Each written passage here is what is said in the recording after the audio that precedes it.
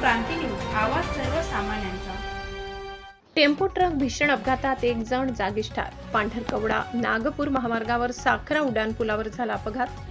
पांढरकवडा येथून राशन मधली ज्वारी पोहोचवायला जात असताना टेम्पो व ट्रक अपघातात टेम्पो ड्रायव्हर जागीच ठार झाल्याची घटना दिनांक 20 जुलै दुपारी 4 वाजता राष्ट्रीय महामार्ग क्रमांक 44 वरील पांढरकवडा जवळील साखरा उड्डाण पुलावर घडली। घटनेची माहिती मिळताच करंजी महामार्ग पोलीस केंद्रातील कर्मचारी व राष्ट्रीय महामार्ग मदत पेट्रोलिंगचे कर्मचारी जागेवर हजर झाले। टेम्पो ट्रक अपघात एवढा भीषण होता की मृतदेह टेम्पो केबिन मध्ये फसून राहिला। यावेळी राष्ट्रीय महामार्गावर मोठी वाहतूक विस्कळीत झाल्याचे चित्र दिसून येत होते।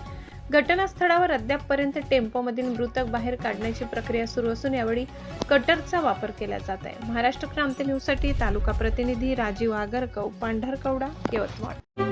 अशाच नवनवीन बातम्या पाहण्यासाठी आमच्या महाराष्ट्र क्रांती न्यूज या YouTube चॅनलला लाईक करा, सबस्क्राईब करा आणि बेल आयकॉनला प्रेस करा।